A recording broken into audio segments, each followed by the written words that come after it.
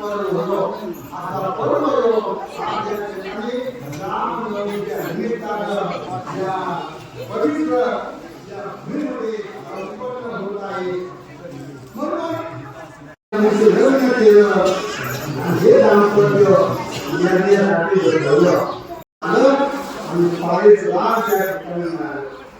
वशिष्ठाने सांगितलं राजा हे पाळीच दान तिने राजाने देऊन टाक म्हणजे पुत्र संतती होईल. मग त्या राजानं त्या पाळीच दानाचं वशिष्ठांच्या सांगण्याप्रमाणे 3 भाग केले. ते 3 भाग 3 राजाने देऊन टाकले. त्या कैकेयीला दिला. मग ते 2 वेळ झाले. अशा प्रकारे सर्व देवदेवतांना या ठिकाणी आता परमयोग विकसित झालं होतं व आकाशामध्ये थांबले. पवित्र तीर्थ प्रत्येक महान तपस्वी वाल्मिकीच्या परंपरेला पवित्र आपले भूमी या भूमीमध्ये